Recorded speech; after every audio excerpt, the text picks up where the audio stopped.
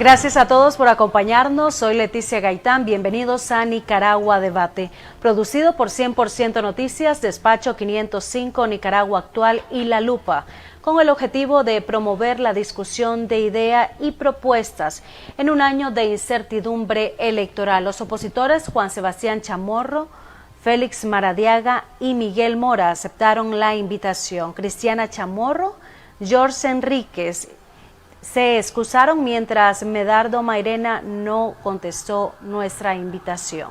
Desde España me acompaña Uriel Velázquez, quien estará pendiente de las preguntas que nos realizarán nuestros seguidores a través de las redes sociales. Hola, Uriel.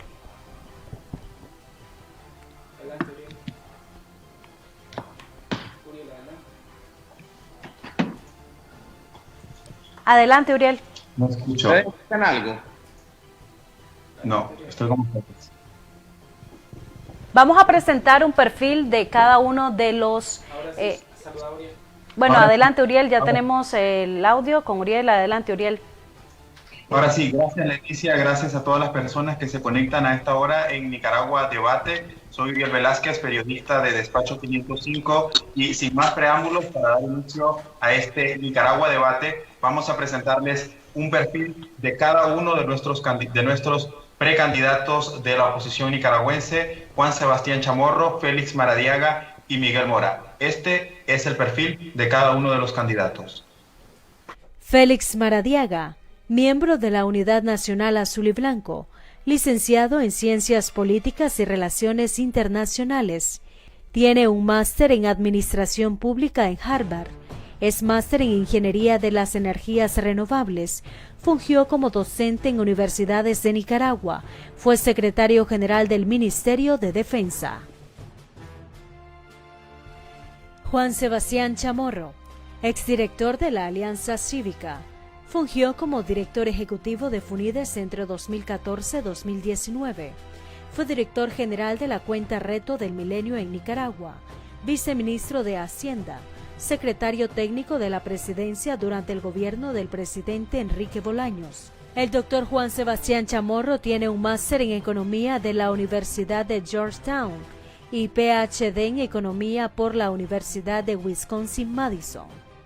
Miguel Mora, fundador del primer canal de noticias de Nicaragua, 100% Noticias, actualmente confiscado.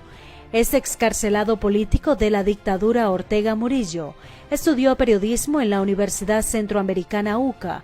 Ganó el Premio Libertad de Prensa 2019, otorgado por el Comité de Protección de Periodistas CPJ.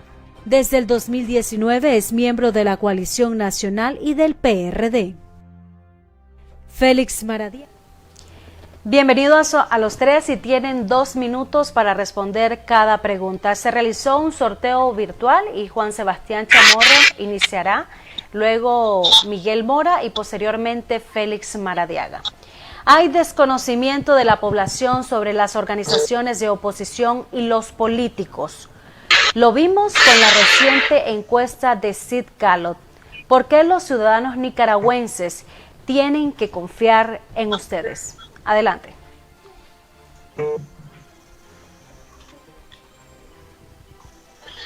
¿Puedes repetir? No se te oye, Leticia.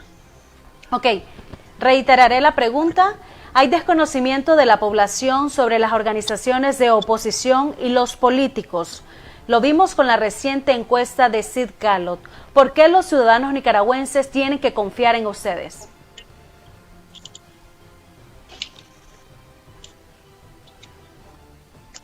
Te oye entrecortado, Leticia. Se escucha entrecortado. ¿Me escucha bien ahora? ¿Me escucha?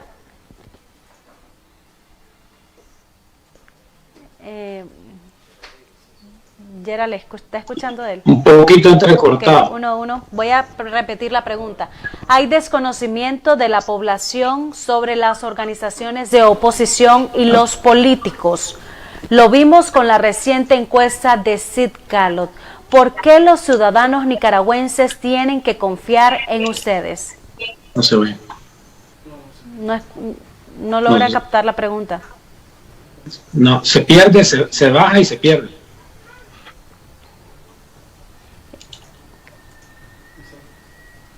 ¿Iniciamos con Miguel Mora o mantenemos el orden? Porque si no, no está... Ok, vamos a presentar la pregunta en la pantalla para que la pueda leer Juan Sebastián Chamorro y dar inicio al orden que ya se hizo en el sorteo virtual.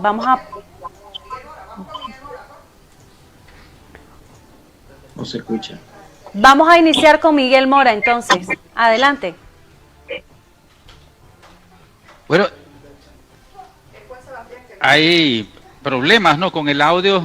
Gajes del oficio, colega. Yo primero quiero agradecerles a ustedes, jóvenes periodistas, promesas del periodismo, joven de Nicaragua, jóvenes valientes, valiosos. Quiero agradecerle a mi colega Félix Maradiaga, Juan Sebastián Chamorro, a quienes aprecio mucho y sé que estamos en la misma línea de batalla, y creo que agradezco que estén con nosotros y conmigo también en este debate, porque es una muestra para el pueblo de Nicaragua de que se puede hacer democracia incluso bajo una férrea dictadura. La pregunta, no sé si me están escuchando, yo medio escuché, creo que es ¿por qué tienen que confiar en nosotros? Y se me vino a la mente algo rápido de la Biblia, de Jesús, cuando dicen: no confíes en los que hablan, de lo que dicen, sino lo que hacen. Y creo que la dictadura ha hecho todo lo posible para bloquear los medios masivos de comunicación. 100% Noticias es un ejemplo, y acopar todos los medios masivos para que nuestro mensaje, nuestro accionar sea opacado lo más que se pueda. El hecho de no poder proyectar nuestro mensaje es un acto de censura férrea. Creo que ustedes y la oposición, el pueblo azul y blanco, el pueblo de Nicaragua, los mismos sandinistas inclusive, tienen que ver lo que hacemos nosotros, no lo que dicen de nosotros o no lo que nosotros decimos de nosotros. Creo que por nuestros hechos, como dice Jesús, es que nos conocerán y conoceremos a los demás. Creo que estamos ante una, como decía hoy la Comisión de Justicia y Paz de la Arquidiócesis de Managua, delante de una oportunidad cívica irreemplazable, y no podemos darnos el lujo de perderla. Tenemos que luchar por esa oportunidad, restaurar nuestras libertades, exigir la libertad de los presos políticos, el retorno de nuestros exiliados y la libertad de expresión. Yo creo que nosotros, y yo creo que mis colegas también conocen a Félix, conocen a Juan Sebastián, me conocen a mí, y por los hechos creo, muchachos, es que, y al pueblo y a todos los que nos están escuchando, es que nos tienen que valorar. Vamos a pasar ahora con Juan Sebastián Chamorro. Ok, gracias, Leticia. Lamentablemente tu comunicación se ve entrecortada, pero quisiera agradecer a todos los medios de comunicación que han hecho posible este evento, este debate. Realmente lamento de que sea de esta manera y no presencial, para poder estrecharle la mano a mis hermanos de lucha, a Miguel y a Félix, pero muy contento de estar compartiendo con todos ustedes y todos los que nos ven este importante debate, y ojalá que en un futuro, en una Nicaragua democrática, este tema de los debates sea algo normal, algo común, algo que ocurra normalmente. Yo creo de que lo que están planteando las encuestas, lo que plantea la pregunta que hacía Leticia, yo creo que lo fundamental acá es que la gente conozca la trayectoria de cada uno de los aspirantes, conozca el currículum, conozca en qué ha trascendido, y que sepan exactamente de qué está hecho cada una de las cosas. Yo en particular he sido un servidor público la mayor parte de mi vida, he desempeñado cargos importantes dentro de la función pública, y me ha llenado de mucha satisfacción haber hecho eso. Fui viceministro de Hacienda y Crédito Público, estuve de secretario técnico de la presidencia, igualmente como director general de la Cuenta de Reto del Milenio y como director ejecutivo de la Fundación Nicaragüense para el Desarrollo Económico y Social. Una vida al servicio del servicio público, valga la redundancia, con muchas personas que he conocido en mi vida profesional, en todos los territorios, en todos los departamentos y municipios de Nicaragua, que me ha llenado de una gran experiencia, conocimiento no solamente de la función pública, pero también de la función privada, porque también he desempeñado cargos en la función privada. Entonces yo creo que para comenzar es importante que la gente conozca qué está hecho, estos nuevos liderazgos, y este tipo de debates, este tipo de intercambios son fundamentales para que la gente pueda conocer exactamente la trayectoria y que no oigan cuentos o que simplemente se dejen llevar por una imagen, una fotografía o un apellido. Realmente es muy importante resaltar, y con esto quiero culminar, el hecho de que he sido un funcionario, un servidor público como funcionario público y también en la parte académica, y yo quiero traer esta experiencia precisamente en la política de servicio para que pueda poder ayudar a Nicaragua a convertirla en lo que queremos todos, que sea un país en crecimiento, sin pobreza, sin desigualdades y con las aspiraciones de todos los nicaragüenses puedan llenar su... Muchas gracias. Estamos en tiempo, Juan Sebastián. Vamos a pasar con Félix Maradiaga. Recuerden que tenemos 2 minutos para contestar cada pregunta. Muy buenas noches. Me quiero sumar a las palabras de quienes me han antecedido, expresando mi gratitud a este medio de comunicación, a los periodistas, a mis colegas, pero especialmente al pueblo de Nicaragua, que en medio de los desafíos no ha perdido la fe. Con relación a la pregunta de la confianza, yo quisiera tomar un ángulo distinto y más bien señalar con gran satisfacción un pueblo rebelde que, a diferencia del tipo de ciudadanía que existía antes de abril, no le da cheque en blanco a nadie. Señalar más bien con admiración el hecho de que el despertar de abril ha llevado a una ciudadanía que escudriña, que analiza, que cuestiona el poder.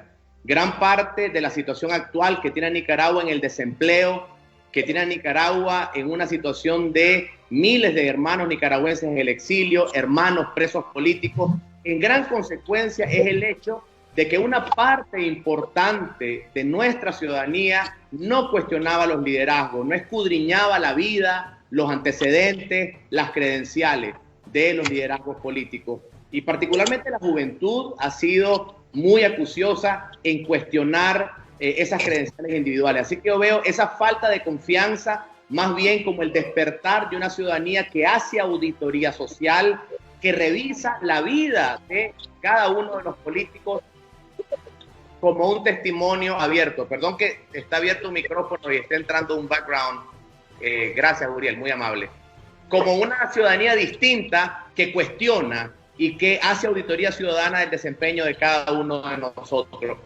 Pero para terminar, quiero decir una cosa. Yo vengo de una familia de clase media que vivió exilio, que vivió confiscaciones, que conoce en carne propia el dolor de lo que es no tener los ingresos suficientes para poder adquirir educación de calidad. Mi madre tenía que viajar como migrante para poder comprar los calzados, el útil escolar de mi hermano y de mi persona. Así que conozco en carne propia lo que es tener que luchar día a día para poder construir una Nicaragua de oportunidades para todos.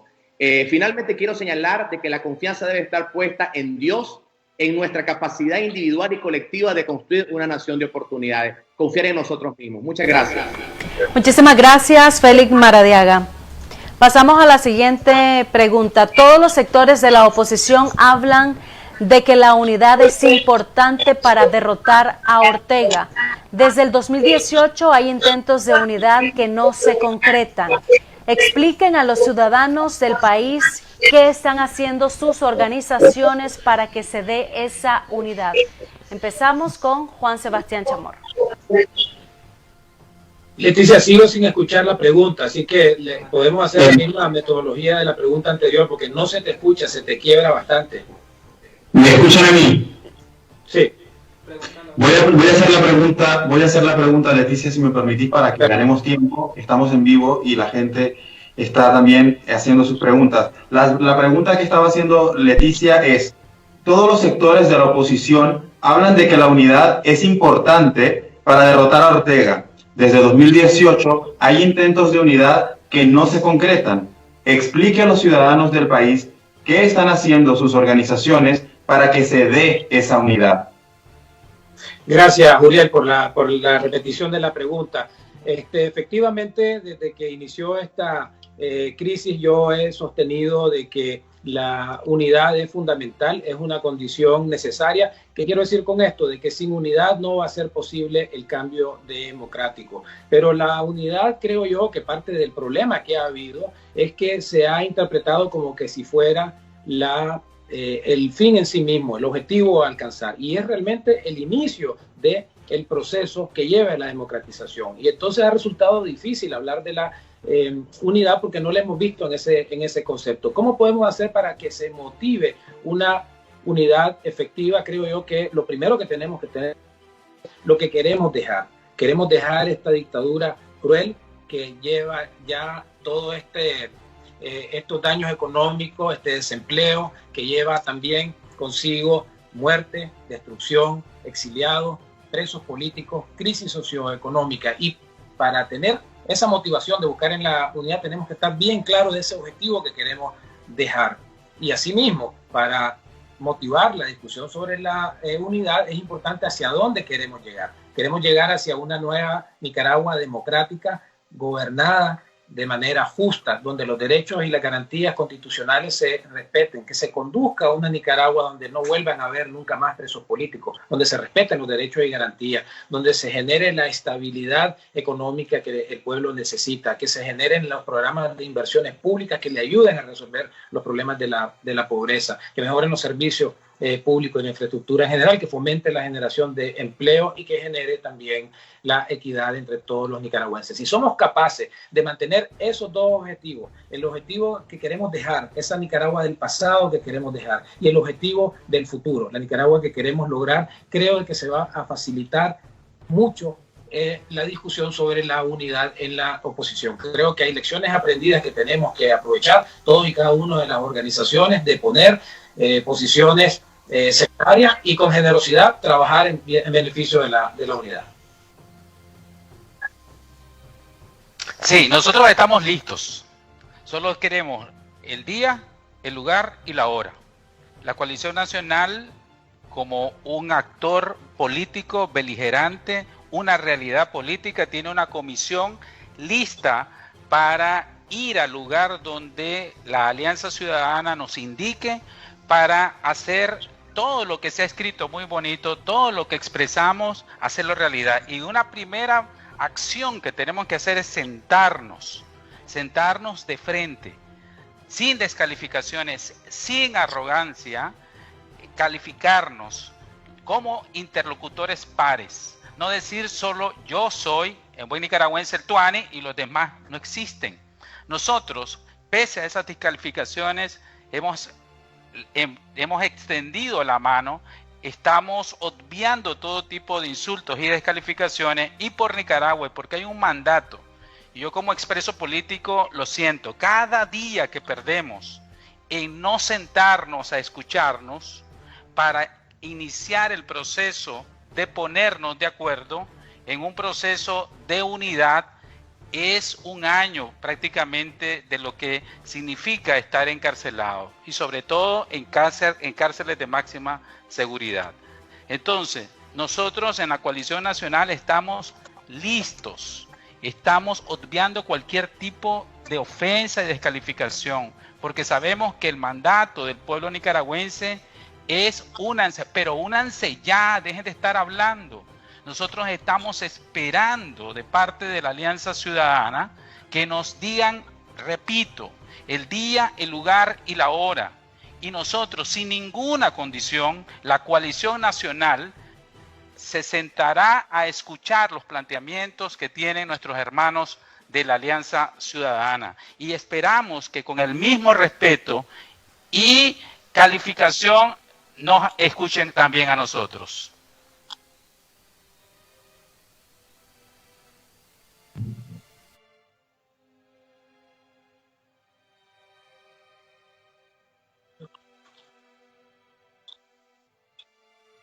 ¿Me escuchan ahora? Disculpen que la señal está bastante mala. Pero bueno, estos son desafíos pequeños. Los desafíos tecnológicos son pequeños en comparación a los desafíos más grandes que vamos juntos a sobrepasar. Les decía que la unidad se tiene que demostrar con hechos. La unidad no solamente es un asunto retórico.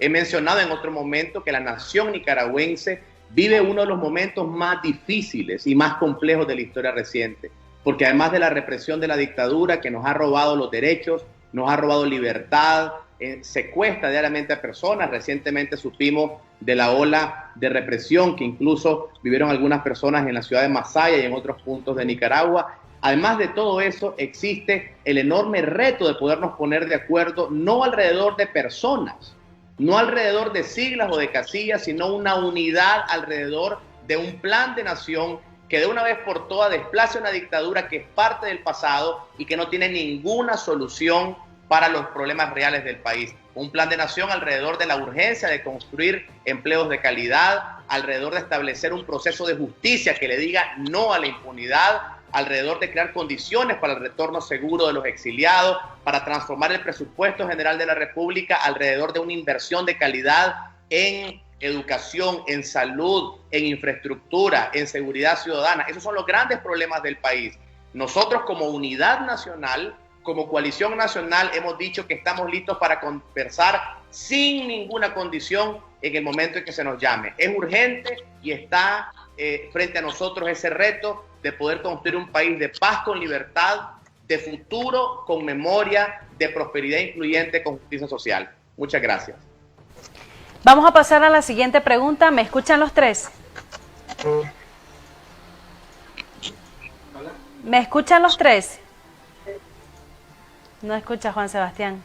Bueno, que entonces Uriel pase a la siguiente, que Uriel haga la pregunta. Ok, ¿ya escucha? Ok. Pasamos a la tercera pregunta. El régimen de Daniel Ortega tiene hasta el mes de mayo para impulsar reformas electorales según el plazo establecido por la Organización de Estados Americanos, OEA. ¿Ustedes estarán dispuestos a ir a elecciones con garantías mínimas o peor, sin reformas? Adelante, Juan Sebastián. Gracias, Leticia. Nosotros como oposición creo que tenemos que tomar una decisión muy importante con relación al ambiente general de las elecciones. En particular, creo yo de que la resolución de la Asamblea General de la OEA marca una pauta aceptable de estándares internacionales para la realización de las elecciones en condiciones mínimas, diría yo, pero yo creo que es fundamental de que esta presión que se le debe hacer a la dictadura desde afuera y también y sobre todo desde la oposición nicaragüense para que estas reformas se den, tiene que prevalecer. La Comisión de Justicia de la Iglesia Católica el día de hoy lo decía clarísimamente, de que este es un año electoral donde está la oportunidad de resolver la problemática socioeconómica, política, humanitaria y ahora sanitaria de Nicaragua. Y si esta oportunidad se desaprovecha y si no hay reformas políticas para que efectivamente encontremos la solución, Nicaragua va a sufrir serias consecuencias. Entonces yo creo que es fundamental y creo yo que es un tema muy importante que en este tema de las reformas electorales, que las podemos enumerar, pero en realidad no generaría mucho debate porque estoy seguro que tanto Miguel como Félix compartimos los 7 puntos de la OEA. Estuvimos también apoyando la resolución del grupo promotor de reformas electorales y este es un ejemplo. Quiero resaltar este ejemplo de la visión política en las reformas electorales donde sí ha habido unidad en la acción de parte de las fuerzas opositoras. Todas las fuerzas opositoras hemos estado de acuerdo con que estas reformas tienen que darse con el contenido de estas reformas y con el lenguaje específico, artículo por artículo de estas reformas para efectivamente buscar la solución a esta terrible crisis que lleva ya casi 3 años y que ha llevado muerte, destrucción, desempleo, presos políticos que tienen que salir también y es la única forma para encontrar la solución a esta problemática. Muchas gracias. Pasamos con Miguel Mora. Sí. En mayo hay un punto de inflexión importantísimo, porque en mayo se le dice a esta dictadura, ustedes ni corran que van a ser out. ¿En qué sentido? Si la dictadura no presta las condiciones habilitantes que significan la liberación definitiva de todos los presos y presas políticas, el restablecimiento pleno de los derechos y garantías ciudadanas y el retorno seguro de nuestros centenares de miles de exiliados, más las reformas electorales que se basan en aproximadamente 9 puntos esenciales en mucho articulado de la reforma, la misma comunidad internacional le va a decir a esta dictadura: te desconozco desde ya.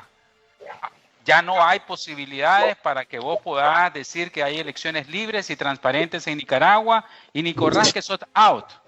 Entonces, planteen esa disyuntiva cuando la OEA, los Estados Unidos y la Unión Europea digan no hay condiciones, el régimen continuó capturando, no da libertades públicas, no liberó a presos políticos, no permite la organización de los partidos y las coaliciones, no permite la reunión cívica y pacífica, mucho menos la libertad de expresión. En ese momento la comunidad europea le dice: estás listo, Ortega, usted es ilegal, lo que vaya a hacer es ilegal. Yo creo que la dictadura la va a tener que pensar, porque estamos hablando del futuro económico, del futuro de Nicaragua.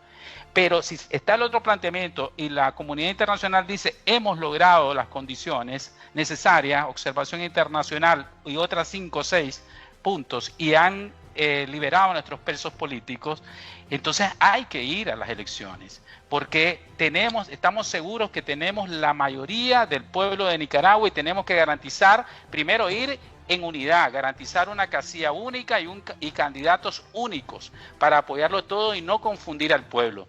Son dos escenarios que se van a ver hasta en mayo. Muchas gracias, Félix Maradiaga.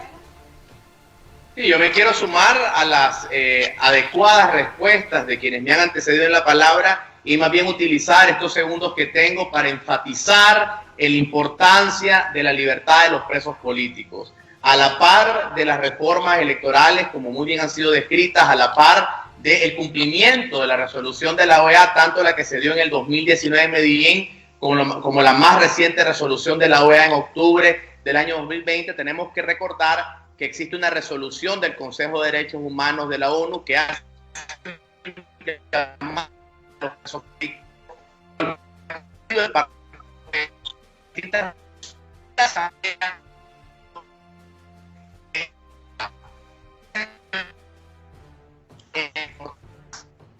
a presos políticos una condición electoral fundamental. No sé si en este momento hemos perdido conexión, lamentablemente estamos en una situación muy desafortunada desde el internet, pero quisiera enfatizar en el tema de la libertad de los presos políticos como una condición fundamental. Muchas gracias. Le queda un minuto todavía. Bueno, en este momento vamos a pasar a un espacio para que ustedes puedan tener un derecho a la réplica, reafirmar una idea o replicar algún argumento. Vamos a comenzar en el mismo orden. En este momento vamos a dar derecho a reafirmar una idea o a una réplica. Vamos a comenzar en el mismo orden con Juan Sebastián Chamorro. Uriel, ¿pudiera repetir la pregunta? Lo que Leticia está diciendo es que en este momento hay un bloque para reafirmar una idea o una réplica de lo que ha sido este primer bloque. Si tienen algo que decir, tienen el mismo tiempo y en el mismo orden. Juan Sebastián, Miguel y Félix, adelante. Bueno, yo quisiera retomar el tema de la unidad y el factor que nosotros como precandidatos podemos hacer en resolver este problema de la unidad. Hay que pensar proactivamente. Yo en octubre pasado escribí una serie de puntos sobre la búsqueda de la unidad de la oposición nicaragüense y fui bastante enfático en la necesidad efectivamente de encontrar esta unidad en la forma de un acuerdo político, y creo que los liderazgos podemos jugar un papel fundamental. Aquí estoy hablando específicamente tener la decisión de ir o no ir a las elecciones. Esto lo va a determinar efectivamente si las condiciones lo permiten. Si la decisión es ir a las elecciones, tenemos que encontrar un mecanismo que sea participativo, que sea democrático, que sea inclusivo para que la gente pueda participar en este proceso y que se elija a un candidato o candidata única o único para hacerle frente a la dictadura. Y los que no queden como candidato único, que apoyen al candidato único sin ningún tipo de reserva y que no hagan campaña aparte. Igualmente creo yo que es importante firmar un acuerdo de ir en una casilla única, hacer lo mismo en la selección participativa para los diputados, y creo que esto es algo que nosotros como liderazgos de las distintas organizaciones podemos hacer en nuestro carácter de aspirantes a la presidencia o precandidatos. Y yo creo que eso sería una buena señal de parte de nosotros. Así que los invito a mis hermanos para que consideren esta posibilidad de hacer un llamado a la unidad y de poner en caso de que el que no quede, apoye al que quede. También creo yo que es muy importante resaltar el tema del voto en el exterior. Eso es un elemento que no se puede dejar de perder, y obviamente lo que se ha mencionado con el tema de los presos políticos. Miguel Mora. Sí, yo le hice un reto a mi hermano Félix, a mi hermano Juan Sebastián y a otros líderes que estamos en esta fiesta democrática, que es entre todos plantear nuestras ofertas, pero comprometernos a que vamos a someternos a un mecanismo de consulta popular y firmar un documento donde el que salga vencedor van a ser reconocidos por los demás. Y no solo eso, vamos a apoyar a esa fórmula y a esos candidatos que van a la Asamblea Nacional. Pero también le hice este reto, hagámoslo ya nosotros, invitemos a los otros.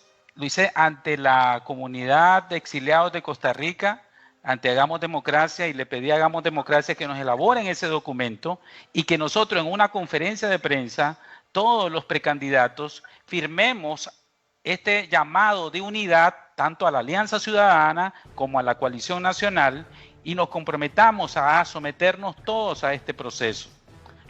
Eso está en nuestras manos. Tal vez no está en nuestras manos que la Alianza Ciudadana mande la invitación o acepte la coalición, pero sí nosotros, que ya hemos dicho que estamos de acuerdo en este proceso para no competir uno y dividirnos entre nosotros, lo podamos hacer ante la nación en un documento público a través de Hagamos Democracia o cualquier otro organismo. Yo les tiro ese reto, que esto lo podemos hacer la semana que viene. O sea, firmamos ese documento, decimos lo que nos comprometemos ante la nación y le hacemos un llamado tanto a la Alianza Ciudadana como a la Coalición Nacional para que se inicien esas pláticas, para que se dé lugar el día, la fecha y la hora, para que se concrete de manera efectiva. Nosotros lo podemos hacer, somos adultos y sabemos qué es lo que queremos y podemos mandar ese mensaje de unidad al pueblo de Nicaragua. Muchas gracias, Félix Maradiaga. Sí, muchísimas gracias. Yo coincido con lo que ha dicho Miguel. Naturalmente, en la coalición hemos estado trabajando en ese mismo esfuerzo de encontrar una plataforma unitaria, pero sí quiero referirme a un tema que para mí es muy importante, y es la preocupación que tengo de que la ciudadanía con justa razón nos escucha hablar de unidad, nos escucha de que una organización entra a la coalición, sale a la coalición, forma otro bloque y luego se habla de unidad. La gente quiere acciones, y en ese sentido yo quisiera que más bien el debate político nacional pase a hablar de los temas de prosperidad incluyente, de la urgencia de frenar una situación nunca antes vista de pérdida de empleo. Son medio millón de empleos perdidos en los 2 últimos años.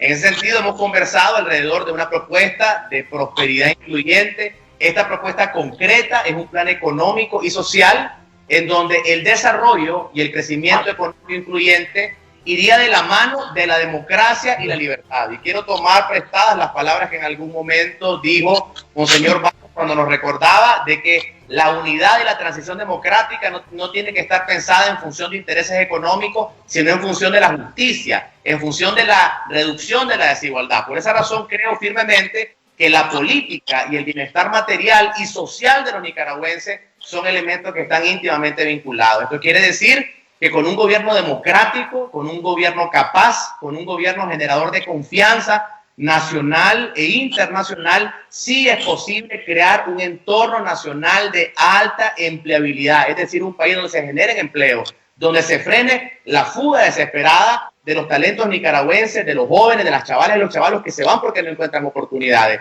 Es decir, que pasemos a discutir de la unidad alrededor de planes de nación, alrededor de las formas en que podamos atender a las personas más vulnerables, porque el sano desarrollo económico requiere de un plan de nación que tenga como sus prioridades mejorar los niveles de ingreso, las condiciones reales de vida de todas las familias nicaragüenses. Quiero que recordemos que en este mes están entrando las niñas y niños a los colegios y ustedes, como yo, saben perfectamente lo que está costando comprar los zapatos, los uniformes, los útiles escolares. La población está pidiendo, está exigiendo que nuestro debate político, nuestro relato político pase de dejar de hablar de estas cosas que nos vemos al ombligo, donde solamente estamos hablando de los problemas internos de la coalición, de la alianza, de los partidos, y pasemos a hablar de los problemas urgentes de la población, esencialmente recuperar la capacidad adquisitiva de los salarios, de los ingresos, de las clases populares, de las clases medias. Ese es yo lo que en esta réplica enfatizar. Muchas gracias.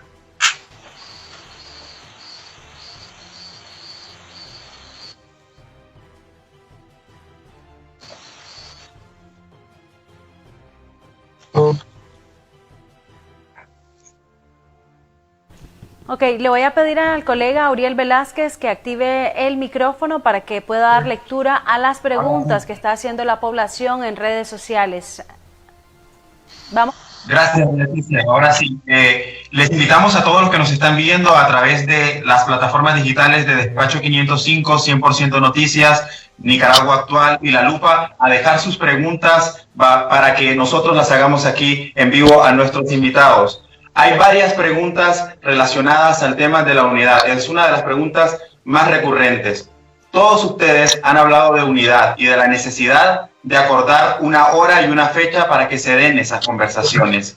Ustedes, como representantes, en este caso Félix y Miguel de la Coalición Nacional, Juan Sebastián de la Alianza Ciudadana, ¿podrían comprometerse aquí a proponer una fecha, una hora y un lugar para iniciar esas conversaciones? Gracias por sus preguntas relacionadas a este tema. Marvel Mora, Amalia Barrios, José Carlos Sánchez, Melvin Rodríguez y Rafael Herrera. Las respuestas en el mismo orden. Juan Sebastián, Miguel Mora y Félix Maradiaga. Adelante.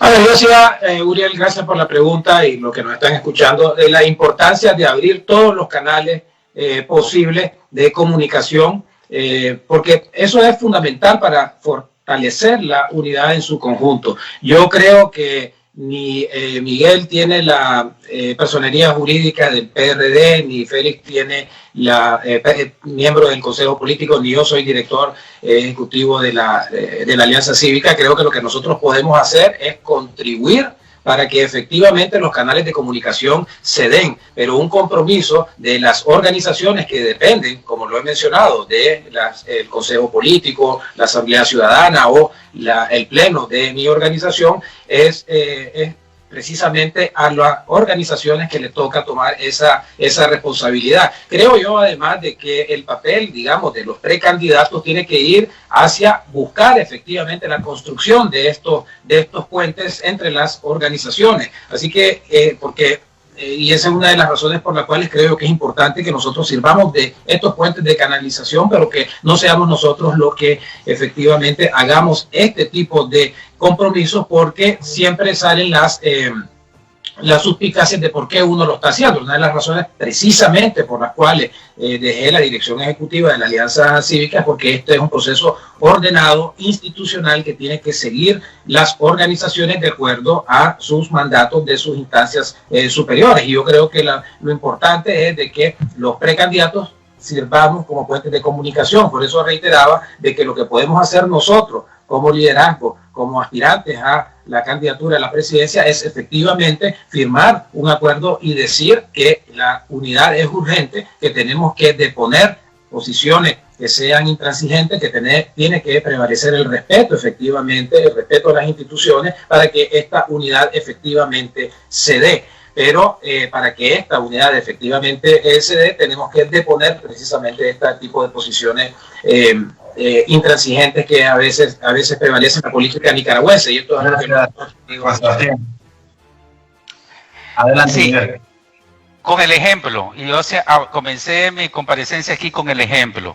Imagínense esta foto en esta conferencia de prensa, firmando este documento, Juan Sebastián, Félix, Cristiana, Medardo y tu servidor. Y le decimos a las dos organizaciones, como bien lo dijo Juan Sebastián, no tenemos la representación, pero sí tenemos algún tipo de liderazgo en cuanto a las aspiraciones y lo que hemos hecho en nuestras vidas. Y decirle a las dos, únanse, siéntanse. Nosotros nos comprometemos a este proceso democrático de escogencia de consulta popular. Con ese ejemplo, nosotros estamos prácticamente obligando a los liderazgos que se resisten a sentarse por X o Y motivo, por intereses particulares, empresariales, sociales, sectoriales, a sentarse, porque todos los candidatos lo hemos dicho, pero no hemos hecho. Y cuando nosotros firmemos eso ante la nación, le estamos diciendo a la Alianza Ciudadana, no perdamos el tiempo, los presos políticos están sufriendo cada hora y cada día, no perdamos el tiempo, Coalición Nacional, siéntense sin ningún tipo de condicionamiento. Para llegar a hablar de empleo, para llegar a hablar del costo de la vida, para que pagar menos la luz, para poder tener con qué comer, para pagar la gasolina, dejar de pagar la gasolina más cara del mundo, el voto es poderoso, las reformas electorales y las condiciones habilitantes son poderosas. Por eso tenemos que exigir con el ejemplo que el proceso de plática, de cero descalificación por Nicaragua, se sienten las partes, estos dos grandes grupos opositores, que quieran o no algunos, están en la Coalición Nacional y están en la Alianza Ciudadana, se sienten, digan lo que tengan que decir y comiencen este proceso de entendimiento. Hablando se entiende la gente. Gracias, Miguel. Adelante, Félix. Sí, yo no quisiera perder el tiempo valioso de nadie y solamente enfatizar lo que hemos dicho con los hechos, con las acciones, con el corazón. La unidad nacional no pone ningún obstáculo ni ninguna precondición para la construcción de una unidad de la nación nicaragüense, para arrasar completamente a un régimen dictatorial que es parte del pasado. En el caso de este servidor, recientemente finalicé mi periodo como miembro del Consejo Político de la Unidad Nacional, pero sí tengo el respaldo de una organización que abiertamente ha dicho que quiere la Unidad Nacional y hacerle honra a nuestro nombre de Unidad Nacional. Es decir, la Unidad Nacional se ha pronunciado alrededor de una casilla única, alrededor de un candidato o candidata única y de un plan de nación único que atienda los urgentes problemas del desempleo, de la represión, de la falta de institucionalidad democrática, de la falta de una policía verdaderamente independiente que más bien reprime al pueblo de Nicaragua, del retorno seguro de los exiliados, la libertad de los presos políticos y otros temas urgentes. También quisiera aprovechar esta oportunidad en el ánimo de la total transparencia con la cual nos hemos conducido, tanto a nivel personal como unidad nacional, y recordarles a quienes no lo sabían que en septiembre del año pasado los miembros de la Coalición Nacional firmamos ya un compromiso de aceptar un proceso de unidad y de selección democrática de candidatos. No sé si mi hermano Miguel recuerda, pero ese documento ya está firmado, Miguel, y la población debe saber que ya hay un compromiso firmado. Entiendo que solo una de las organizaciones que en ese momento integraba la coalición no firmó el documento, pero ya hay un compromiso. Tenemos que movernos urgentemente a los temas inmediatos de solución de los problemas de vivienda del país, las soluciones de justicia, las soluciones alrededor de la impunidad, soluciones alrededor del empleo, alrededor del fin de la represión. La ciudadanía nos lo está demandando y aquí ante Dios, ante la patria, ponemos el corazón de la unidad nacional para decir de que no ponemos ninguna restricción. Estamos listos para la unidad. Muchas gracias. Gracias, Félix. La gente sigue dejando sus preguntas en las transmisiones en vivo de las plataformas de Despacho 505, 100% Noticias, Nicaragua Actual y La Lupa. Hay muchas preguntas todavía sobre la unidad. Ya hemos tratado de abordar este tema en este bloque. La siguiente pregunta sería sobre la posibilidad de una candidatura individual. La hemos sintetizado de la siguiente manera. ¿Puede comprometerse a que ninguna de sus organizaciones o a título personal correrían separados en una contienda electoral, es decir, con una oposición dividida. Juan Sebastián. Gracias, Uriel, porque la pregunta es muy relevante y la posición mía ha sido bastante fuerte al respecto. Yo no voy a ser parte de un proceso que vaya a varias bandas. Ir a varias bandas solo generaría confusión en el electorado, la posibilidad de que la dictadura se robe más fácilmente las elecciones y generar la división. Por eso es que cuando renuncié al cargo de director ejecutivo lo decía tajantemente: voy a tratar de hacer todo mi esfuerzo para que se dé un proceso de unidad, y cuando este proceso de unidad se logre, y toda vez que se logre, entonces postularme a un proceso que sea democrático y participativo. Pero lo importante también, además de esto, es por qué se está haciendo esto: por el cambio de Nicaragua, para dejar esa Nicaragua de muerte, destrucción, de desempleo y convertirla en una Nicaragua próspera. Creo que con la experiencia que tengo en el sector público, en el sector privado, conozco de manera muy detallada todos los esfuerzos que se pueden hacer para generar empleos en Nicaragua. Mi experiencia, por ejemplo, en la cuenta de Reto del Milenio, donde apoyé a más de 15.000 pequeños y medianos productores en la zona de Occidente, me ha hecho ver la riqueza, la enorme facilidad para generar riquezas en Nicaragua a través de ayudas que el Estado, un Estado democrático, producto de este cambio que estamos buscando a través de la unidad, le pueda dar esperanza a el pueblo trabajador para generar los ingresos. Hemos hablado mucho de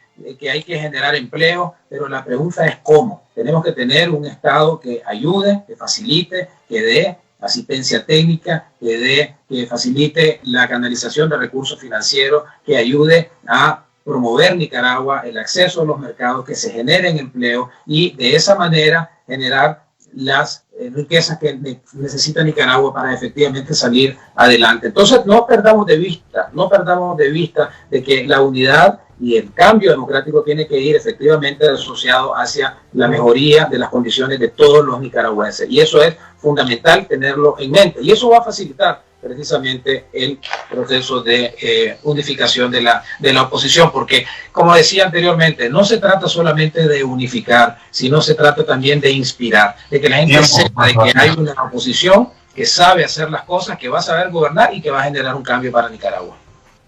Miguel, adelante. Creo que la unidad es el grito y el mandato que nos están pidiendo el pueblo de Nicaragua, y no podemos soslayar eso. Decía Félix que había un documento firmado. Sí, pero no lo firmamos todos, Félix. Recordad que fue la Alianza Cívica la que no lo firmó. De ahí todos los demás de la coalición. Ahora ya hay otro actor, C por L. Ahora hay otro actor, Alianza Ciudadana. Y hay otros precandidatos que se están viendo muy bien ante la opinión pública. Yo hablo de forzar con el ejemplo una firma entre todos, que hemos dicho públicamente eso que acaba de decir Juan Sebastián, de que tenemos que ir en una sola casilla, con unas solas candidaturas, producto de una consulta popular. Pero todos tenemos que estar de acuerdo. Imagínense este escenario: la Coalición Nacional hace la consulta, nos rifamos, ahí el pueblo se decide, pero la Alianza Ciudadana saca un candidato de dedo. Entonces, ¿qué hacer en ese momento? Se dan condiciones habilitantes y la comunidad internacional y la presión nacional logran las condiciones estándares para ir a pelear el voto o a pelear las elecciones. ¿Qué haríamos ahí? ¿Quién es el que no se quiso unir? ¿Quién es el que de dedo quiso hacer esto? Por eso, para mí, el hecho de firmar hoy, dar la cara a la gente y decir todos los precandidatos estamos dispuestos a eso, eso obligaría a la Alianza Ciudadana y a la misma Coalición Nacional a ponerse de acuerdo. Entonces, yo creo que hay que ser claros en eso. Y la Alianza Cívica no firmó ese documento, y el Ciudadanos por la Libertad no ha hablado ni quiere hablar de eso, porque ellos están en otro tipo de proceso. Yo creo que las cosas se pueden ir haciendo paralelamente, buscando la unidad, pero también nosotros como precandidatos, dando el ejemplo, poder decirles: miren, aquí estamos unidos, únanse ustedes también. Félix, adelante, te escuchamos. Yo lo he dicho reiteradamente desde hace muchos meses. De hecho, como ustedes recordarán, porque fue en este medio en donde lo anuncié, dije de que si en determinado momento no había un candidato único, entonces yo estaría declinando en ese momento mi candidatura, porque no quiero ser un candidato de división. Creo que el país necesita unidad nacional para la libertad de los presos políticos, unidad nacional para generar empleo, unidad nacional para darle oportunidades a los más vulnerables, y la unidad nacional, la unidad de todo el país de cara a ese gran proyecto de nación, de paz con libertad, de prosperidad incluyente, de futuro con memoria donde no haya impunidad, de oportunidades para todas las personas sin excepción. Para construir todo eso requiere un plan de nación que no está subordinado a una casilla, a una persona o a una organización. La enorme mayoría de los nicaragüenses son autoconvocados. La enorme mayoría de los nicaragüenses, azul y blanco, no tenemos partido político y estamos clamando por la libertad. Así que yo, con mucho gusto, como lo dije antes, lo reitero, estoy en este proceso sometiéndome a la voluntad del pueblo de Nicaragua en una consulta, porque creo que la voz del pueblo es la voz de Dios, pero definitivamente nunca sería un candidato de una facción, porque creo fervientemente que la unidad es una responsabilidad histórica, y no unirnos sería incluso un acto de traición a los que más sufren, un acto de traición a las víctimas, a las madres de presos políticos, a las madres de las personas que fueron asesinadas, a los desempleados, a los trabajadores del Estado que están siendo expulsados de sus trabajos por no seguir los mandatos de la bandera rojinegra. Sería un acto de desagravio a los exiliados que resisten desde fuera. La unidad es una responsabilidad moral. Esa es mi posición. Gracias, Félix. Juan Sebastián, tomando en cuenta que se ha hecho alusión a tu organización de la no apertura para firmar el documento al que hizo referencia Miguel, tenés derecho a réplica. Adelante. Gracias, Uriel. La razón es muy sencilla. Nosotros estábamos en proceso de salida de la coalición nacional. Por eso fue que efectivamente no lo firmó, que como recordarán había un proceso de salida. Pero yo creo que aquí lo importante es entender las lecciones aprendidas del proceso fallido, diría yo, y aquí yo creo que si vamos a hablar de responsabilidades, creo que todos tenemos que asumir responsabilidades de lo que de la situación en la que estamos. Quiero además decir de que la oposición nicaragüense tiene muchos retos, ha hecho muchos sacrificios y ha logrado muchos objetivos con las condiciones de la dictadura cruel y salvaje, con la represión, y creo que tenemos que sentirnos de alguna manera satisfechos de que hemos llegado acá con este debate, por ejemplo, con un esfuerzo de unificación que yo creo que va a salir adelante. Yo creo que la responsabilidad de lo que estamos hablando acá, estos liderazgos, y tomo la palabra, efectivamente, si yo lo firmé en octubre, la decisión de decir que no voy a ser parte de un proceso que desuna, sino más bien un proceso que una a la oposición, y no voy a ir por un proceso que sea por dedazo, y lo firmé y dije que voy a apoyar a un candidato único en caso de no ser este servidor el elegido, con mucha más razón lo haría con mis colegas perfectamente. Yo creo que eso es una responsabilidad histórica que tenemos que tener, porque la unidad es, como decía, una situación, un elemento, una condición necesaria para poder vencer a la dictadura. Entonces, yo creo de que acá no estamos hablando de miembros de organizaciones que somos dueños de las organizaciones. No podemos de alguna manera comprometer a plenos, a grupos ciudadanos, a asambleas generales, porque somos organizaciones democráticas, pero sí podemos hacer todos los esfuerzos posibles para que como líderes opositores seamos canales de conducción hacia la ciudad. Bien. Gracias. Hemos concluido este primer bloque de preguntas de la audiencia. Ustedes pueden seguir dejando sus comentarios en las transmisiones en Facebook Live de 100% Noticias, Despacho 505, Nicaragua Actual y La Lupa. Ahora vamos a continuar con el segundo bloque de preguntas de Nicaragua Debate y retornamos hasta San José con Leticia. Leticia, adelante. Gracias, Uriel. El escenario de que Ortega se va del poder en el 2021. ¿Cuál será la primera medida en materia de justicia? Adelante, Juan Sebastián. Uriel, ¿podrían repetir la vuelta? Sí, claro que sí. La pregunta es la siguiente.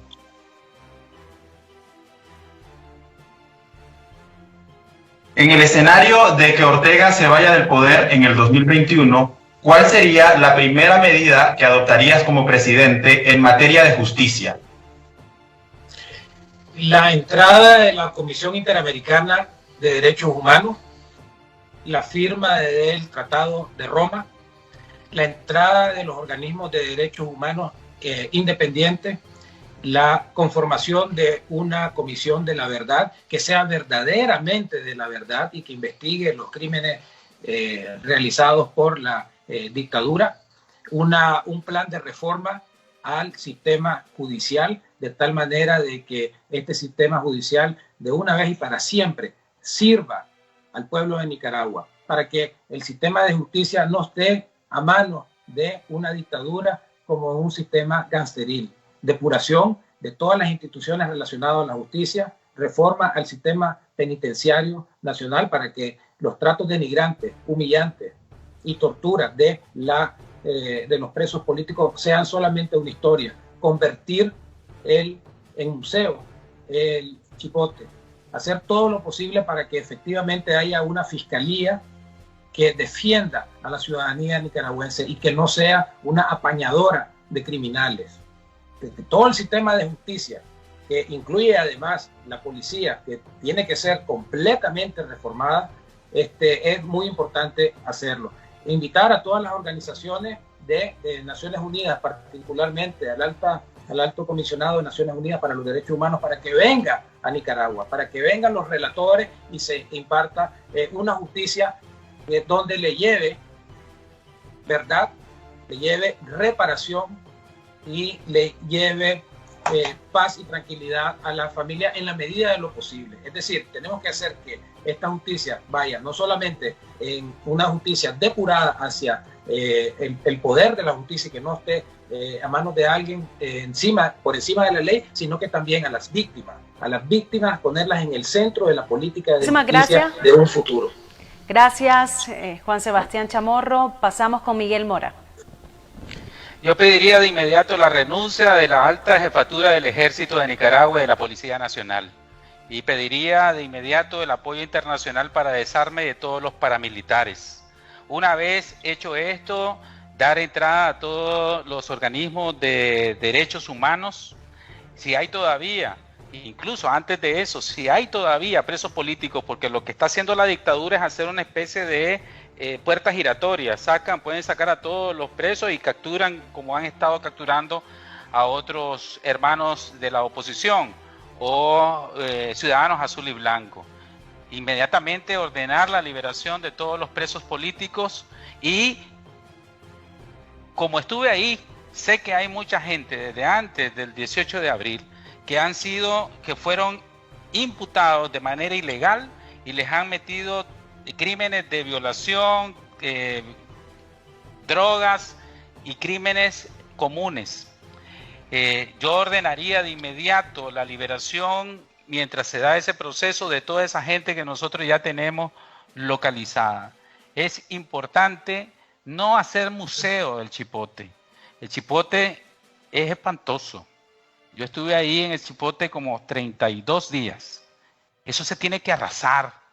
Eso tiene que ser tierra arrasada. Ahí no vale nada. Ahí lo que podemos hacer es una iglesia que cubra toda Managua, que cubra toda Nicaragua. Iglesias de las dos religiones que cubran a Nicaragua. Pero el Chipote no hay que dejarlo. Eso es infame. Eso es ignominioso. Desde tiempos de los 60, de los 40 se tortura ahí. Eso hay que hacerlo, echar agua bendita ahí y poner iglesias para que ya se borre de una vez por todas.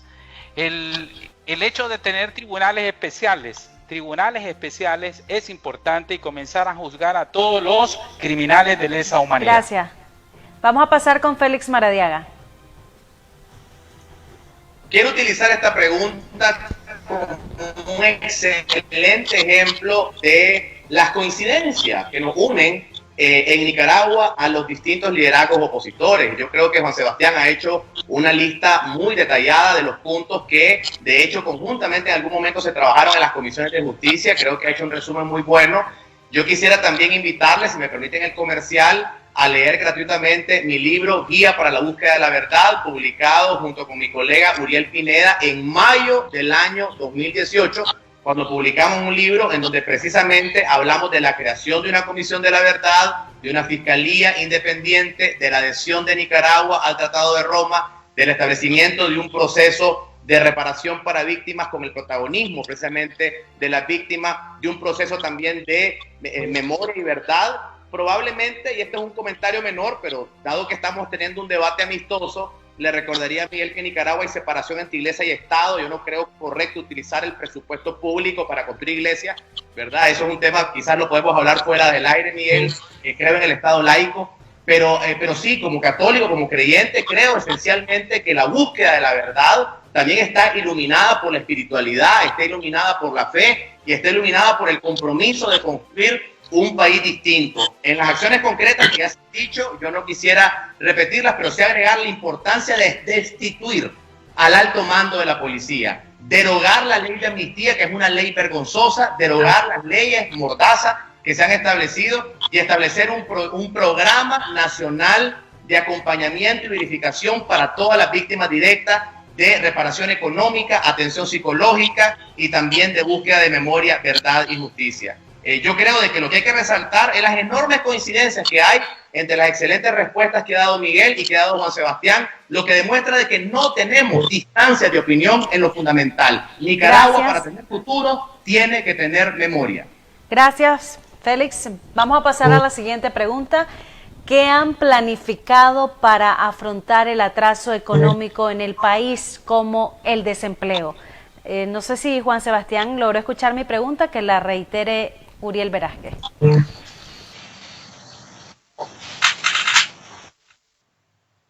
Juan Sebastián, ¿escuchaste la pregunta? No, preferiría que me la repitiera para escucharla claramente. ¿Qué has planificado para afrontar el atraso económico en Nicaragua, como el desempleo, por ejemplo? Adelante. Muchas gracias. Como hacía referencia anteriormente, yo he participado en programas de desarrollo y conozco cómo erradicar la pobreza. Tengo un doctorado con especialidad en la medición de la pobreza y la realización de encuestas para medirla y entender qué es lo que afecta al pueblo nicaragüense. Pero no lo voy a aburrir con números ni estadísticas frías. Les voy a contar de que en la experiencia que tuve como director general de la cuenta Reto del Milenio, hacía referencia anteriormente, ayudé a más de 15,000 pequeños y medianos productores a salir de la pobreza, a la generación de empleo, a la generación de valor agregado, con una fórmula relativamente sencilla, una facilitación a lo que el productor o la productora o el comerciante necesita. Si necesita asistencia técnica, si necesita crédito, si necesita acceso a mercado, si necesita capital de trabajo, creo en un Estado facilitador que debe de ayudar a que el financiamiento privado y también estatal pueda ayudar a que estas herramientas lleguen a los productores. Quiero comenzar con algunos ejemplos, comentar algunos ejemplos. En el municipio de Tonalá, la cuenta Reto del Milenio apoyó a centenares de productoras, muchas de ellas mujeres. Se les daba un sistema de riego de 3 manzanas, expandible a 10 manzanas, que podían hacerlo a través de los ingresos que generaban. Anteriormente, estos productores de plátano vendían su fruta de manera muy rudimentaria. Se instaló un centro de acopio que le daba mayor valor agregado al producto, refrigerado, ya empacado, listo para ir a una planta procesadora en las afueras de Chinandega. Y este es un ejemplo de las cosas que se pueden hacer. La riqueza que tiene Nicaragua es enorme. Igualmente trabajé con más de 1.700 ganaderos dando alimentación de verano, mejoramiento genético. Apoyamos a los productores artesanos de La Paz Centro. Muchos de ellos siguen utilizando los hornos de leña eficientes que reducen la presión al medio ambiente, y ayudé a muchas cooperativas a salir de la pobreza. Cuando un productor se le da la herramienta para poder salir adelante, adelante, Félix. Perdón, Miguel. Adelante. Para mí un presidente no es el sabelotó ni el gran, como te diría, el genio, el que se la sabe toda. Yo he entendido que el presidente es como un gran coordinador que tiene que velar esencialmente por la integridad, por la honradez y la honestidad, por tener temor, aunque a Félix no le guste, a Dios, y mantener esos principios, y mantener esos principios llenos de un montón de especialistas técnicos, economistas, de lo mejor, para que nos ayuden entre todos a dar respuesta a ese gran problema que es el desempleo como producto de todo lo que ha hecho, el desastre que ha hecho esta dictadura orteguista, porque estamos claros que con el sandinismo en el poder no hay futuro para Nicaragua. ¿Qué es lo que sabemos? Y ya lo estamos haciendo, y ellos lo saben. Más de 100 especialistas, expertos en diversas áreas, económica, social, institucional, política, han estado trabajando por más de un año un documento que se llama Plan de Nación. Si queremos ser efectivos, tenemos que compartir ese trabajo, un trabajo valiosísimo. Ahí están los 100 primeros días que hay que hacer, el plan de emergencia, las primeras medidas económicas, las primeras medidas de coordinación a nivel internacional para restaurar la cooperación que ha sido bloqueada. Eso es un trabajo de centenares de profesionales nicaragüenses dentro y fuera del país que han dado ese granito de arena muy valioso. Yo creo que al ejecutar este plan, lo primero que hay que hacer es desbaratar todo este sistema de leyes y derogar y entablar nuevamente las relaciones con los principales socios comerciales para dar una confianza y restaurar la confianza de los empresarios en Nicaragua y los inversionistas. Se acabó el tiempo. Félix, te escuchamos. Sí, muchísimas gracias. Primero, por alusión, quería recordarle a Miguel de que no es que no me guste, Miguel. La pregunta anterior era muy concreta sobre las iniciativas de gobierno y simplemente acoté de que el presupuesto general de la República no se debería usar para construir templos religiosos. Pero sí quiero, dado que es una alusión, decir de que Cristo es el centro de mi vida y no estaría donde estoy si no fuera por su voluntad de mi Salvador. Creo que la fe es algo que se vive espiritualmente y no se mezcla con el gasto público. No solamente lo quiero aclarar, Miguel. Pero directamente a la pregunta, uno de los principales problemas del régimen de Ortega fue vender a Nicaragua como un país atractivo por sus salarios bajos. Esa estrategia fue fallida y el resultado fue un país de mayor desigualdad y de alto desempleo. Un país donde unos pocos se volvieron inmensamente ricos y donde tenemos una de las clases medias más frágiles y pequeñas del continente. Eso será inaceptable en la nueva Nicaragua, porque Nicaragua no es un país pobre, es un país empobrecido por la ambición desmedida, creo, de unos pocos. Cuando hablo de prosperidad incluyente, hablo de un mejor Estado y de un mejor mercado. Yo sí creo que un presidente de la República debe conocer profundamente la economía, debe saber manejar la capacidad de atraer inversiones, dado que estamos en un debate. Es importante que ustedes sepan que en el año 2015 recibí el premio Goddard del Chicago Council en Estados Unidos, que es uno de los premios más importantes a nivel mundial en emprendedurismo y en atracción de inversiones. Eso fue ganado precisamente por los trabajos que he hecho a lo largo de mi vida como inversionista de capital de riesgo. Actualmente estoy trabajando para proyectos del Perú, de Brasil, de Colombia, en este modelo de prosperidad incluyente. Quizás muchos nicaragüenses me conocen más por mi rol de activista de derechos humanos, pero lo que he hecho la mayor parte de mi vida ha sido precisamente trabajar en este tipo de proyectos de generación de empleo. Lo que estoy hablando es de un modelo de ganar-ganar, es decir, un Estado que invierte de manera más intensa e inteligente en educación, en innovación, una iniciativa privada que trabaja de la mano de los productores para generar mayor coordinación, asistencia técnica a pequeñas empresas, a los trabajadores por cuenta propia, iniciativas de inclusión financiera, asistencia técnica para elevar... Muchas gracias. Muchas gracias. Además de eso, estoy diciendo un plan de emergencia para los grupos más vulnerables. Gracias. Gracias, Félix. Vamos a pasar a la tercera pregunta de este segundo bloque. Varios sectores sociales y políticos plantean que se debe abolir el ejército de Nicaragua por su complicidad con la dictadura de Daniel Ortega. ¿Ustedes respaldan esta medida? ¿Tiene que ser de forma inmediata o será un proceso? Empezamos con Juan Sebastián Chamorro. Gracias, Leticia. Un poco mejor la comunicación. Yo creo de que el ejército de Nicaragua tiene mucho que explicar en los sucesos ocurridos en abril del 2018.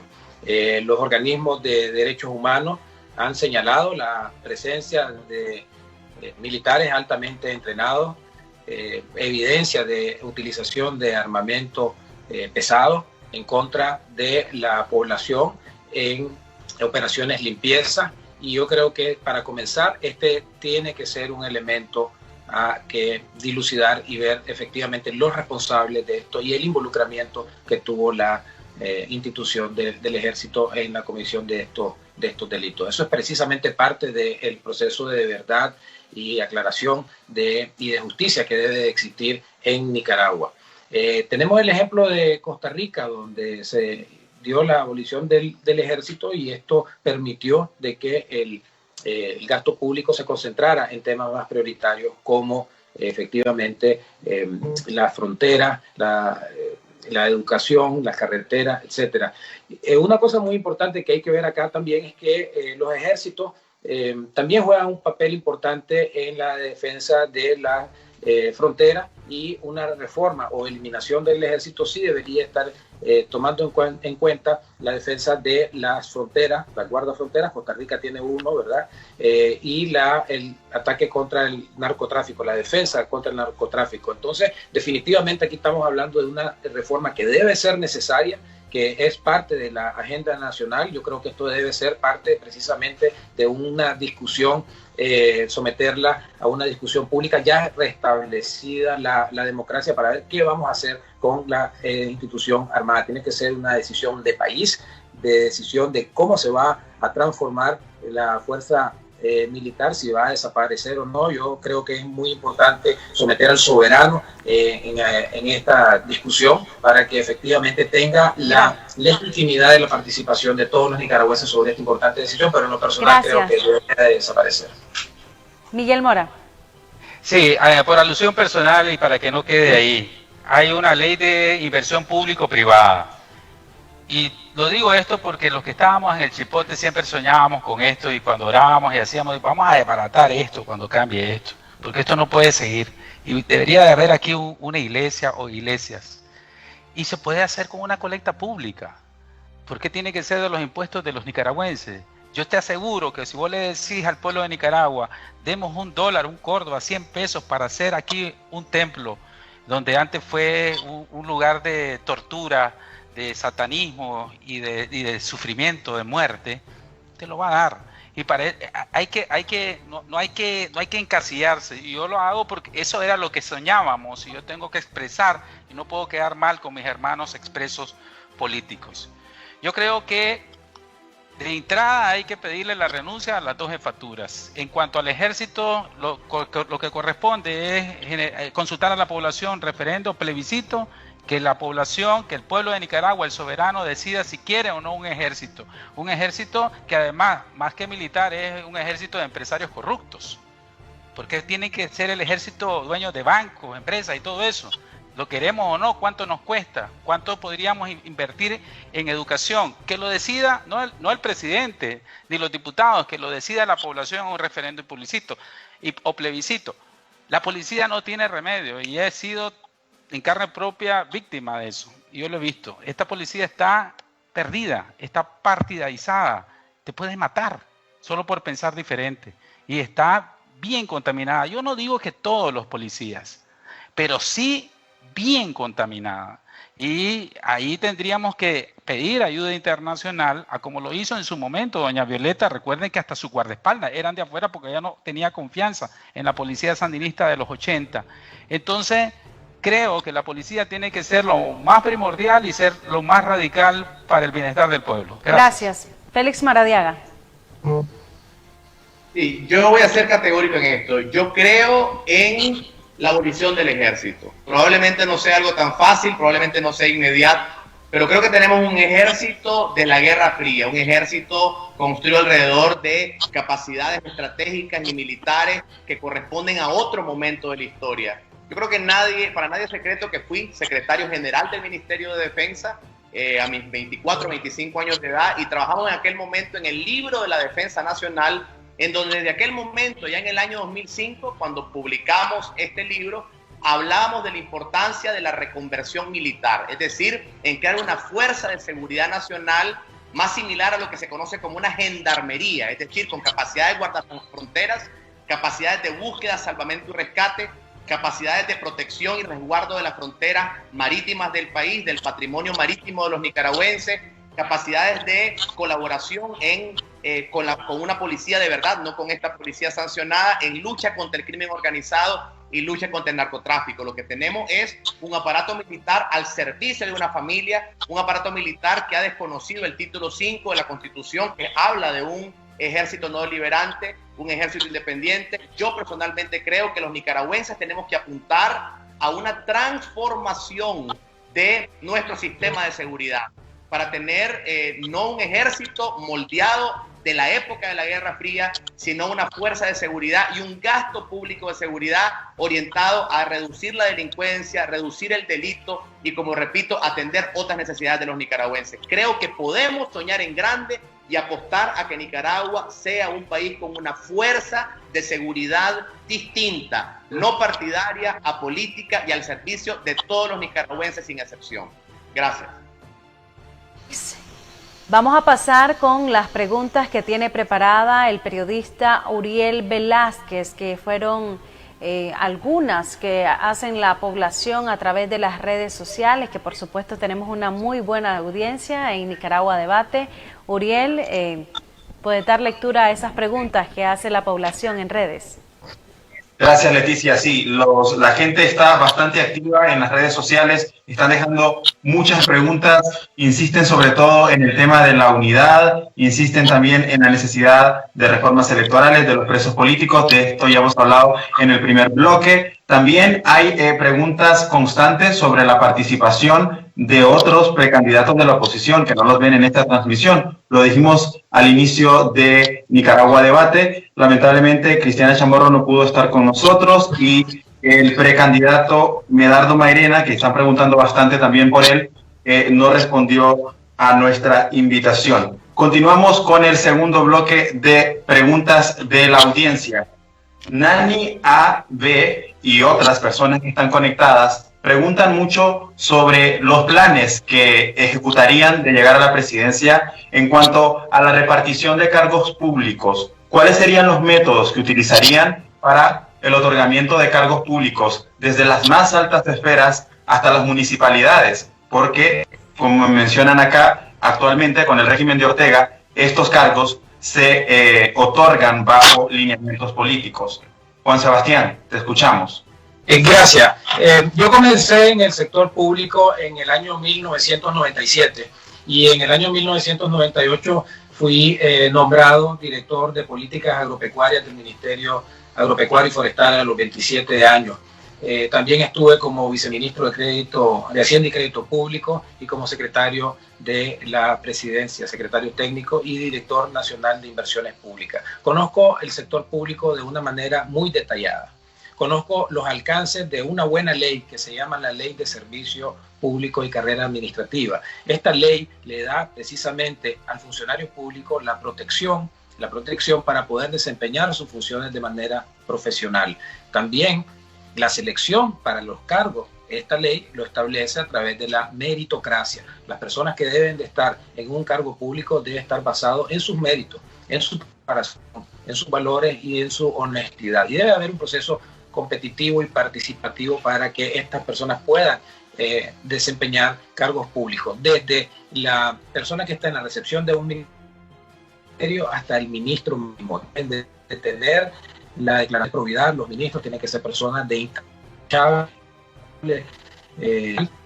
cierta lo que es actualmente, que esa ley de carrera administrativa y servicio público realmente sean violado todos los derechos laborales de los funcionarios públicos, los obligan a rotondear. La destrucción que hay sobre la institucionalidad del funcionario público me duele en lo personal porque vengo de esa tradición, vengo del conocimiento de centenares de funcionarios públicos con los que tuve la honra de trabajar durante toda mi carrera en el servicio público y me da mucho pesar verlos desempleados o haberlos corrido años de experiencia tirados a la basura para poner a un funcionario que solamente sabe ondear la bandera rojinegra. Eso va a cambiar en un futuro, en la restitución del servicio público como un servicio honorable, como un servicio a la patria, servicio público, es decir, que el servidor público sirva al pueblo de Nicaragua y no se sirva a sí mismo. Gracias. Miguel Mora, te escuchamos. Hay que comenzar por quitar a todos los empleados fantasmas y a los paramilitares que están, y te voy a dar un ejemplo. Todo esto comenzó por lo del INS, porque han hecho fiesta del INS, quisieron incluso multar a los pensionados y golpearon a los viejitos.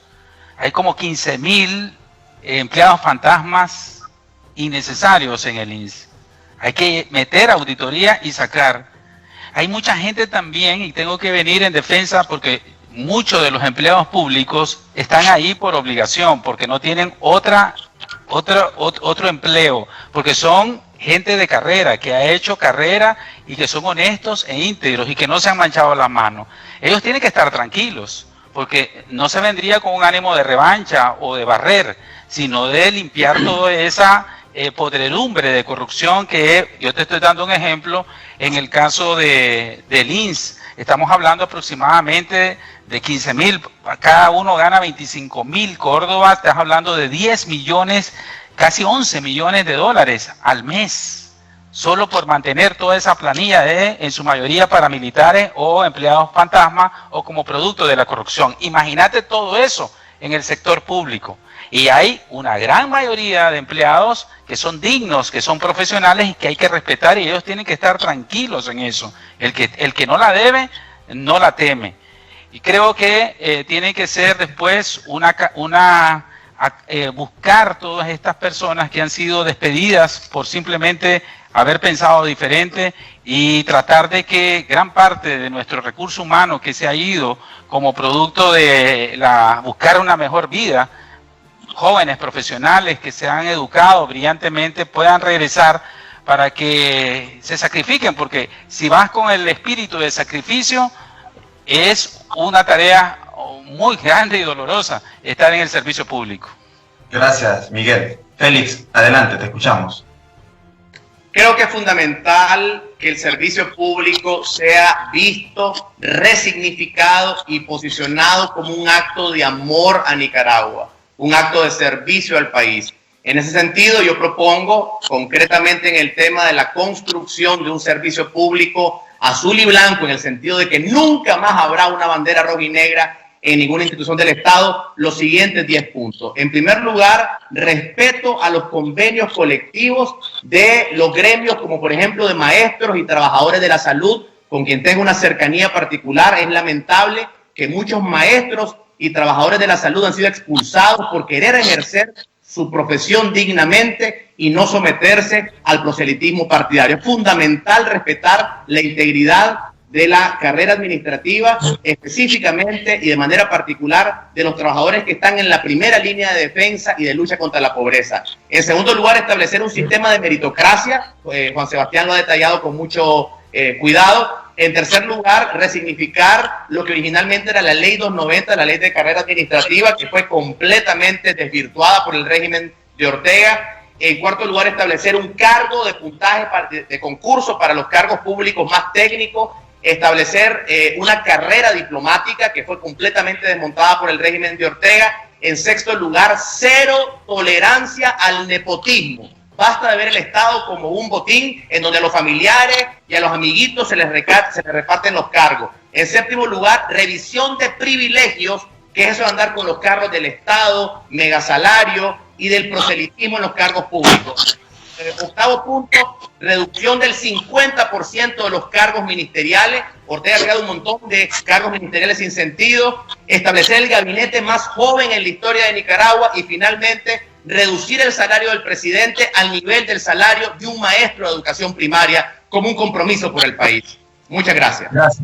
Gracias, Miguel, y gracias por la respuesta a esta primera pregunta del segundo bloque de parte de las preguntas que llegan de la audiencia. La segunda pregunta, y ya que estamos hablando de los bienes públicos, preguntan mucho sobre los planes que tienen de llegar a la presidencia respecto a qué va a pasar con la familia Ortega Murillo y el Frente Sandinista, que de ganar las elecciones la oposición, quedaría ahora el Frente Sandinista siendo la oposición del nuevo gobierno. La pregunta concreta es, ¿qué planes tienen para la familia Ortega Murillo, que ha sido señalada de violaciones de derechos humanos y abusos de corrupción, en cuanto a justicia y a sus bienes que han adquirido desde que llegaron al poder en el 2007? Es una pregunta que han repetido mucho en las plataformas digitales que se las trasladamos aquí. Juan Sebastián. Gracias. En primer lugar, yo creo que un tema de amnistía tiene que estar completamente fuera de las posibilidades. Las amnistías han sido la causa de la inestabilidad política de Nicaragua en los últimos 150 años. Son decenas de amnistías y lo que hace la amnistía es precisamente darle impunidad a los criminales para poder seguir haciendo su fechoría. Precisamente la violencia que se da en el 2018, los asesinatos, es el resultado de la violencia no castigada por la justicia, y la amnistía simplemente la laxitud del sistema judicial nicaragüense para que los criminales se sientan con la impunidad de poder hacer lo que quisieron hacer y quitaron más de 350 vidas. Entonces, el tema de la amnistía y derogar la amnistía que puso la dictadura, que verdaderamente es una burla y un abuso a las víctimas. Hay una confusión clarísima entre Estado, familia, partido, gobierno, y estos bienes tienen que regresar a las arcas del Estado, particularmente todos aquellos que han sido aquellas inversiones en el sector energético, en el sector productivo, que han sido básicamente, por esta confusión, robados al pueblo de Nicaragua. Y estos activos, estas empresas, tienen que servirle al pueblo y no a una familia gobernante. Finalmente, con relación a la familia, bueno, aquí se tiene que establecer un sistema de justicia y nadie puede estar encima de la justicia. Precisamente ese es el sistema de justicia que estamos aspirando, que no exista nadie encima de la justicia, que nadie pueda decir yo mando por sobre un juez, y la investigación de los hechos ocurridos tiene que llevar efectivamente al castigo de los responsables de las violaciones de los derechos humanos, de los asesinatos. Si aquí no se hace la justicia, y la justicia va a llegar, acabamos de ver el caso de El Salvador, la justicia va a llegar y eso va a ayudar a reconstruir la nueva Nicaragua. Gracias. Miguel, te escuchamos. No más robo en la energía eléctrica y los combustibles, que ha sido un negocio familiar y que es de interés nacional, de seguridad nacional. Nosotros pagamos la energía eléctrica más cara del mundo porque está en manos de una familia el negocio, y pagamos la gasolina más cara del mundo porque está en el negocio de una familia. Eso tiene que ser intervenido de inmediato. Y Ortega, si no como ha repetido todo lo del 80 al 90, me imagino que va a buscar cómo a gobernar desde abajo. Creo que eso ya no puede pasar nuevamente. El Estado de Derecho tiene que ubicarlo, tiene que ubicar a él, a su familia y a todo su séquito y a todo su principal anillo de poder, que anda entre 1.500 o 2.000 sandinistas, porque no todos tienen el acceso a las fortunas y a la corruptela. Estamos hablando aproximadamente de 1.000 a 1.500 personas. Tienen que estar sometidos, creo que a las mismas leyes que ellos incluso han aprobado de cara a reprimir el pensamiento. Ortega tiene que evolucionar, ellos y su familia, y los sandinistas tienen que evolucionar, tienen que saber que el pueblo en su gran mayoría decidirá por un Estado de derecho, no con ánimo de venganza, y eso hay que destacarlo bien, porque la venganza es hacer lo que ellos nos hicieron a nosotros. En mi caso, me confiscaron sin ningún argumento legal. No, aquí tiene que implantarse un proceso de investigación y ver si esos bienes son del pueblo de Nicaragua o si han sido como producto del robo de la cooperación internacional, como de seguro lo es. Ánimo de venganza es venir y hacerle lo mismo. Ánimo de venganza es ir a hacer lo que te hicieron. Y un principio, una regla de oro es: no hagas lo que a vos no te gustaría que hicieran, pero sí que le caiga todo el peso de la ley. Gracias. Miguel, Félix, adelante, te escuchamos, 2 minutos. En la pregunta relacionada al tema de justicia hablábamos de la importancia de adherir Nicaragua al Estatuto de Roma, es decir, de que Nicaragua sea parte del sistema de justicia universal, y recordar que los crímenes de lesa humanidad no prescriben, los crímenes de lesa humanidad son juzgables internacionalmente, y obviamente familiares de la familia Ortega, no solamente el dictador, han estado involucrados en crímenes de lesa humanidad y tendrán que responder, porque como han dicho mis antecesores, no podemos seguir barriendo los crímenes de lesa humanidad debajo de la alfombra de la historia. Esos fueron los errores gravísimos que se cometieron después de 1989. Nicaragua fue, lamentablemente, el único país del mundo que ha tenido un conflicto armado de gran escala y nunca ha tenido una comisión de la verdad. Necesitamos una fiscalía independiente, necesitamos derogar las leyes de amnistía. En carne propia, yo conozco lo que es ser confiscado. Fui confiscado con mi familia en los años 80 y nuevamente recientemente en el año 2018. Y creo que estas amnistías alrededor de los robos, amnistías alrededor de los crímenes, han dejado muchas heridas abiertas que el país necesita sanar. Pero la justicia no quiere decir venganza. Hay que hacer una separación entre la familia Ortega y una buena parte de miembros del Estado, de trabajadores del sector público que no tienen culpa de los desaciertos del Partido Sandinista, de los crímenes del Partido Sandinista, de los crímenes de lesa humanidad que el dictador ha cometido, y hay que hacer una clara separación entre la justicia ante los perpetradores de crímenes de lesa humanidad y el hecho de que hay una gran cantidad, como repito, de servidores públicos, de miembros del Estado, que están también secuestrados por un régimen orteguista. Y en ese sentido yo aprovecho la oportunidad para mandarle un mensaje a los maestros de escuela, a los trabajadores de la salud, a los trabajadores técnicos del país, de que nuestra lucha es por justicia, por democracia, por libertad, por instituciones independientes, por una economía vibrante que genere empleo para todas las personas.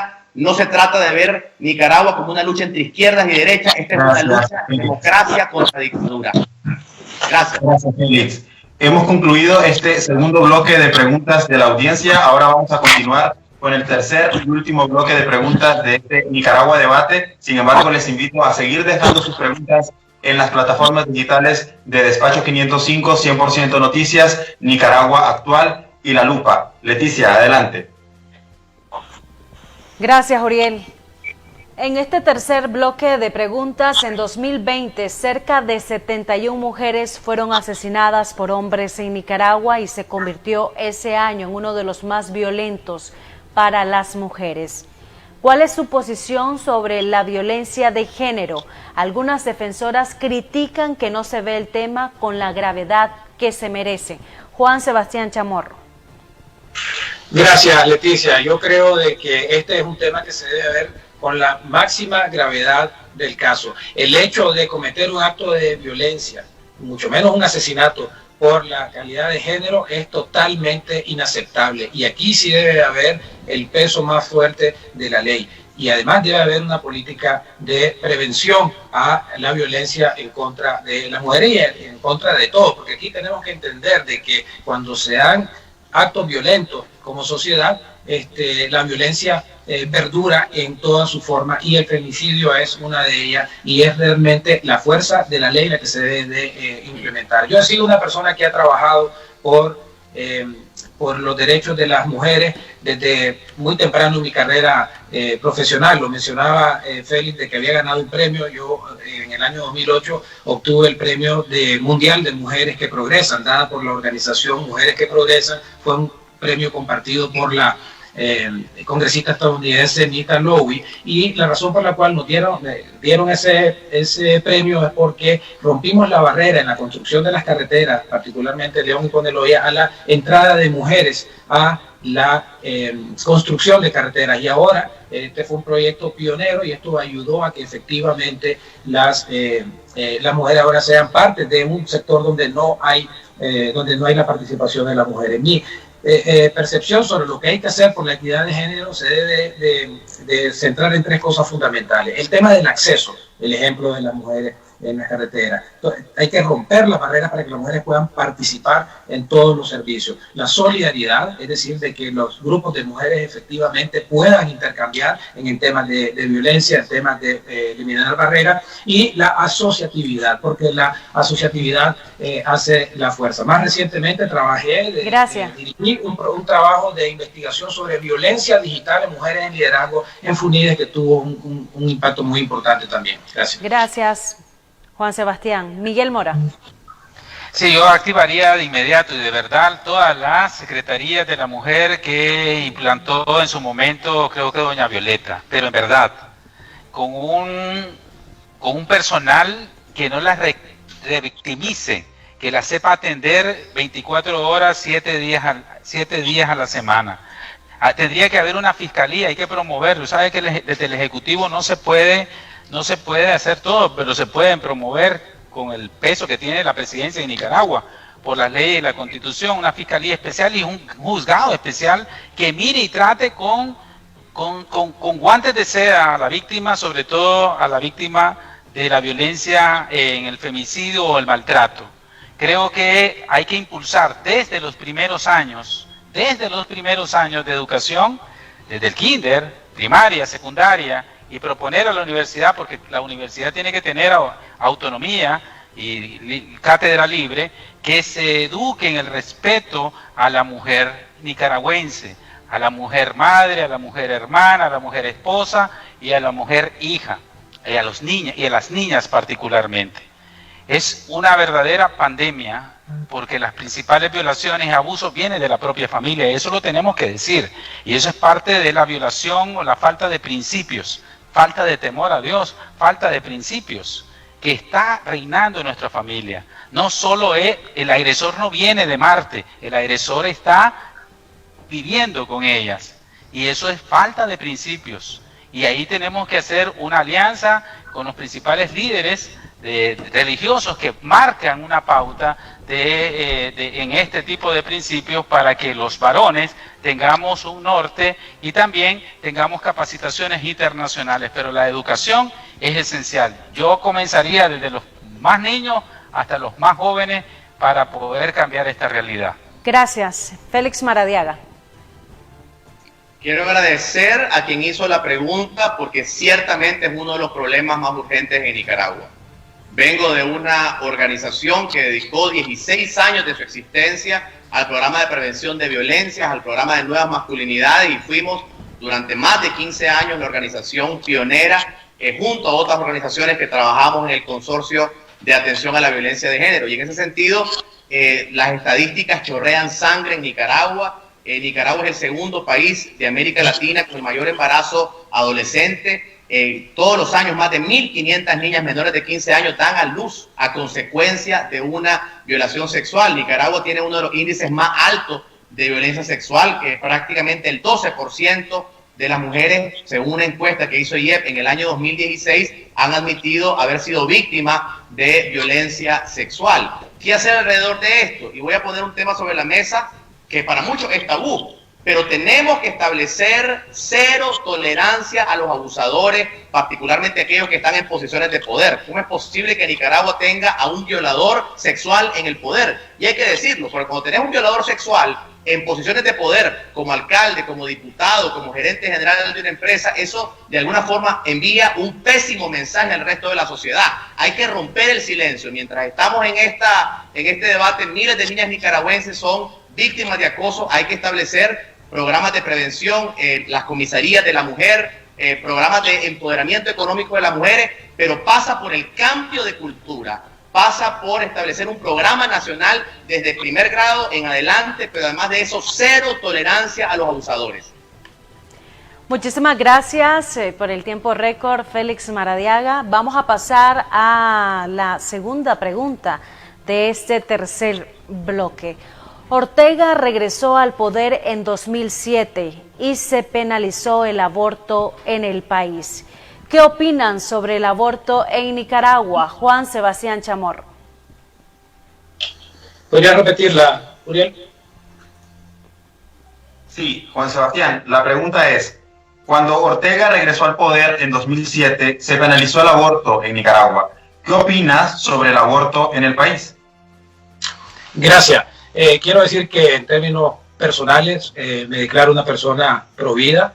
Es importante la defensa de la vida de la madre y del hijo o la hija. Creo de que este es un tema, uno de los grandes temas que en el mundo se debaten. Yo creo de que este tipo de discusiones en este momento tienen que pasar a una discusión cuando esté establecida una democracia más madura. Yo creo de que por lo complicado del tema, por lo contradictorio y las posiciones que son y encontramos sobre este tema en particular, y veo también diversidad de opiniones sobre el tema en los movimientos de la oposición. Este es un ejemplo de las cosas que yo creo que deberían de ser abordadas en una Nicaragua democrática, donde el soberano efectivamente aborde el tema de una manera participativa, donde efectivamente se haga una discusión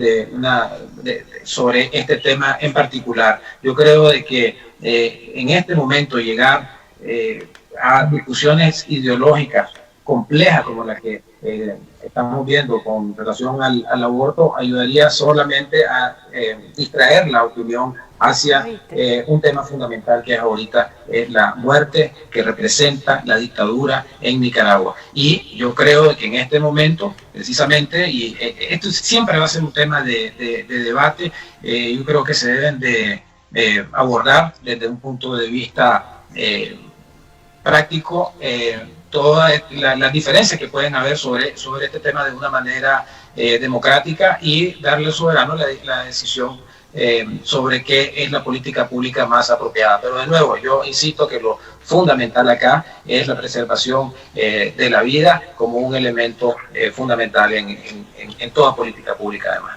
Muchísimas gracias a Juan Sebastián Chamorro. Miguel Mora. Yo me declaro provida y defensor de la familia como el núcleo esencial de la sociedad. La vida de inocentes y la familia. Esa es mi opinión y personal, como la puede manifestar cualquiera. Pero esta decisión tabú, no solo en Nicaragua, sino a nivel internacional, porque la vez pasada estaba leyendo un artículo que dice que desde que se aprobó el aborto en las principales ciudades del mundo han abortado hasta 1.400 millones de niños. Y no necesariamente por cuestiones terapéuticas, sino que por decisión de la joven o de la mujer. Yo creo que esta decisión la tiene que tomar el pueblo de Nicaragua. Y aquí no se ha hecho ninguna referéndum ni plebiscito de nada de los temas importantes del ejército, este tema que creo que se debería dar con mucha calma y con mucha educación y preguntarle al pueblo qué piensa. No va a decidirlo un presidente o un ciudadano, cada quien tendrá su posición sobre eso. Y de una vez por todas, para ya dejar esto en claro, hay que preguntarle al pueblo. Esa es la esencia de la democracia, ese es el espíritu de la democracia, que el pueblo con sus principios que tenga, de sus creencias, su pensamiento, exprese qué es lo que quiere para Nicaragua.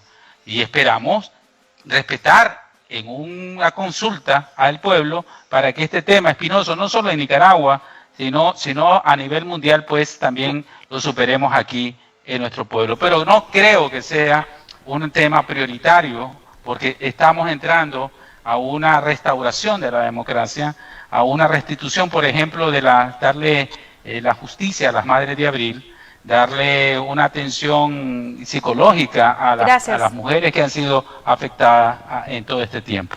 Gracias. Félix Maradiaga. En términos personales me declaro pro vida y no estoy de acuerdo en el aborto, pero además de eso, institucionalmente, la Unidad Nacional Azul y Blanco ha dicho, al igual que han coincidido mis colegas en este debate, que los problemas fundamentales de la democracia en este momento es la dictadura, es la necesidad de restablecer un sistema judicial independiente, es la necesidad de la justicia, de la memoria, de la no repetición, es la necesidad de establecer instituciones democráticas sólidas e independientes. La Unidad Nacional tiene dentro de sus organizaciones a grupos defensores de derechos humanos de las mujeres que han señalado la importancia de colocar en la agenda nacional con mucha razón la violencia sexual en el país, el acoso hacia las mujeres, la injusticia económica hacia las mujeres, y la Unidad Nacional se declara defensora de la igualdad entre hombres y mujeres. Pero en el tema específico que usted nos ha preguntado, en nuestros 20 puntos de la Unidad Nacional consideramos que ese es un tema que se debe discutir en otro momento histórico de Nicaragua, cuando tengamos democracia, cuando tengamos instituciones sólidas. Ese no es un tema que se abordará para nada en la agenda de la Unidad Nacional en los próximos años. Gracias, Félix Maradiaga. Vamos a pasar a la última pregunta de este tercer bloque. En este contexto de crisis política, la comunidad LGBTI demandan que en esa nueva Nicaragua se impulsen políticas públicas para garantizar igualdad. ¿Qué responden a ese grupo? Juan Sebastián Chamorro. Bien. Sí, la pregunta es, en este contexto de crisis sociopolítica, la comunidad LGBTI demanda que en una nueva Nicaragua se impulsen políticas públicas para garantizar la igualdad entre todas las personas sin importar su orientación sexual. ¿Qué responden a este planteamiento? Gracias, Uriel. Yo soy un defensor de los derechos humanos de las personas. Soy un firme creyente de que el Estado y la sociedad debe velar por los derechos de todas las personas. Me declaro enemigo acérrimo de cualquier tipo de discriminación basada en color, en creencia religiosa, en preferencia sexual. Yo creo de que lo más humillante que puede haber para un ser humano es que lo denigren por una condición que en realidad no tenga nada que ver con la condición humana que tiene. Decía el doctor Martin Luther King que él soñaba que un día en Estados Unidos sus hijas fueran valoradas no por el color de su piel, sino por el contenido de sus corazones. Cualquier persona que tenga preferencia, que tenga ideas religiosas, debe ser respetada, porque es un ser humano, tiene corazón y hay contenido en ese corazón. Y es aberrante que se dé cualquier tipo de discriminación. No podemos decir de que una lucha por la discriminación de un ser humano es buena y la otra es mala simplemente porque no pensamos como ellos. Discriminación es discriminación y tenemos que ser lo más fuerte posible para que no exista ningún tipo de discriminación, independientemente de que no compartamos los puntos de vista de estas personas, porque entonces ahí nos volvemos selectivos y no podemos ser selectivos en el tema de la discriminación. Tenemos que ser totalmente amplios y entender al ser humano en su integridad máxima, su respeto como persona, sus derechos y, como digo, guerra a muerte en contra de cualquier tipo de discriminación. Gracias. Juan Sebastián. Miguel, antes de que responda la pregunta, queremos aclarar que el orden en que los candidatos están respondiendo ha sido sorteado previo a este debate. Ahora sí, Miguel, te escuchamos. No se puede discriminar a nadie. No se puede discriminar a nadie. Es un derecho humano, es una opción personal. A título personal, cada quien es dueño de sus actos y responderá por sus actos, ya sea de cualquier tipo de decisión que se tome. Hay que respetar los derechos humanos y hay que ser defensor de la no discriminación de ningún tipo. Eso es un principio hasta moral intrínseco de cualquier ser humano en una democracia. Si vamos más allá y hay que cambiar la estructura de la familia, si a eso es lo que se refieren, ya es legislar en base a cambiar la conformación de familia, es igual. Hay que preguntarle al pueblo qué opina sobre esos temas y el pueblo que decida cómo definir la familia en ese aspecto. Y hay que tener un proceso de educación con sumo respeto, porque la dignidad humana está ante todo. Es amar al prójimo como a ti mismo. Y eso es un principio que tenemos que respetar a toda costa. Pero sí, si se quiere trastocar o proponer algo sobre el modo de ver la sociedad nicaragüense, la sociedad del siglo XXI, pues la decisión siempre la va a tener un pueblo, y un pueblo que tiene que tener un proceso de formación. Y el pueblo va a decidir en una consulta democrática, amplia, transparente y popular sobre este y otros temas que se han vuelto tabú y muy modernos en los últimos años a nivel mundial. Gracias, Miguel, por tu respuesta. Félix, te escuchamos. 2 minutos. La nueva Nicaragua debe ser una en donde el único color que nuestros ojos vean en términos de instituciones, de leyes, sea el azul y blanco. Es decir, la igualdad ante la ley, el pleno respeto a la dignidad de las personas, el pleno respeto a los derechos humanos. Rechazo categóricamente cualquier tipo de discriminación. En ese sentido, quiero compartir de que cuando me tocó crecer como exiliado, viví en carne propia la discriminación como exiliado, y aquellos que hemos vivido en carne propia, ser vistos como ciudadanos de segunda clase por nuestro origen nacional, creo que conocen mi vida, saben de que fui indocumentado durante mi infancia, y eso es realmente algo muy doloroso cuando al ser humano no se le evalúa por su integridad, por sus ideas, por sus aportes, por su derecho natural, sino por su origen, por su pensamiento, por su nacionalidad, por su color de piel. Por esa razón, basada en esa experiencia de discriminación que tantos miles y miles de exiliados hemos conocido, debemos recordar de que no debe haber discriminación por ningún tipo de condición, ni de clase, ni de apellido, ni de orientación sexual. En ese sentido, me declaro como una persona que se compromete a defender de que los nicaragüenses tengamos una nación, un Estado de Derecho que defienda las garantías constitucionales y los derechos humanos universales para todo nicaragüense sin ninguna excepción, donde no haya discriminación absolutamente de ningún tipo. Muchísimas gracias, Félix Maradiaga.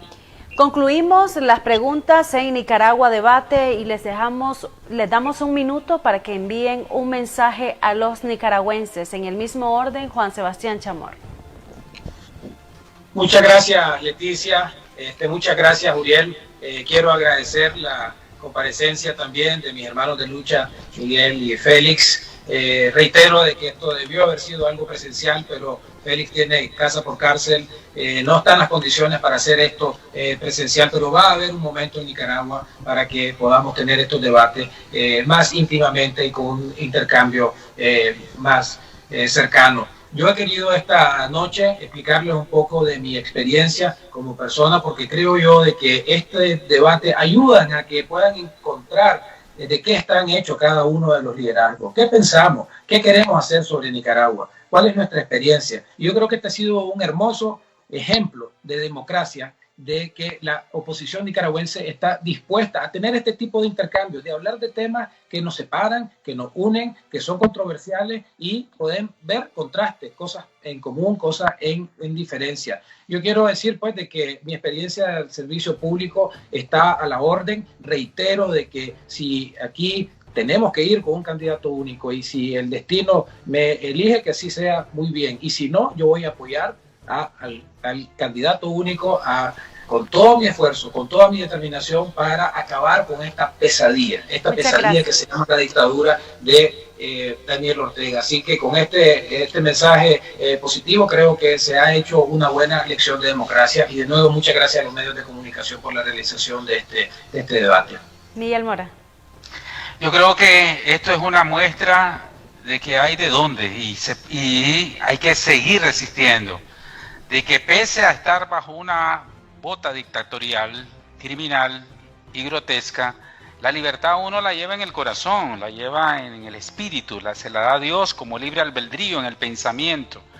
Cuando nos dijeron a nosotros, no informes, no hagas, no aceptamos la censura ni nos sometemos a ella.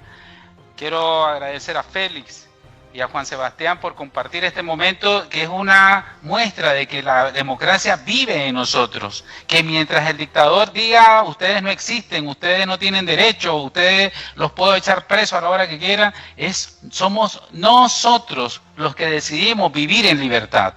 Uno tiene que resistir a vivir y demostrar que se puede ejercer el derecho de vivir en democracia y libertad. Y soñar, claro que hay que soñar, hay que proyectar la visión. Esta democracia, estos debates, estas propuestas que se han escuchado, que estamos en consenso. Yo creo que aquí más que debate hubo un consenso. O sea, aquí hay un consenso. Yo no puedo estar en desacuerdo en casi nada de lo que Juan, Sebastián o Félix lo han hecho. Gracias. Y creo que de la misma manera. Agradezco a ustedes y a todos los que nos han seguido y ánimo, que el cambio viene. Félix Maradiaga.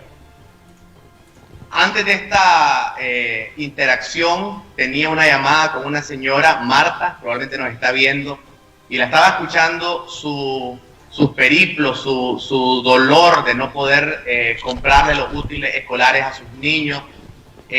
Previamente, antes de conversar con Marta, hablábamos con Jorlin de Yalí, que nos contaba que no pudo financiar su cosecha de frijol. Este año va a ser un año terrible para los productores de frijol del norte de Nicaragua. Conversábamos con Julio, un familiar de preso político, que nos comentaba lo que estaba pasando.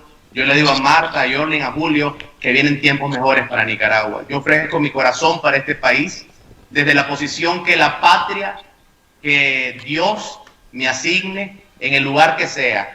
Pero hay luz al final del túnel y toda larga trayectoria inicia con un primer paso. Y estamos dando los primeros grandes pasos para la consolidación de esa gran unidad de los nicaragüenses, la unidad de la nación nicaragüense, para romper radicalmente con el pasado, romper con los privilegios del pasado, romper con las opresiones del pasado y construir un país de oportunidades para todos sin excepción.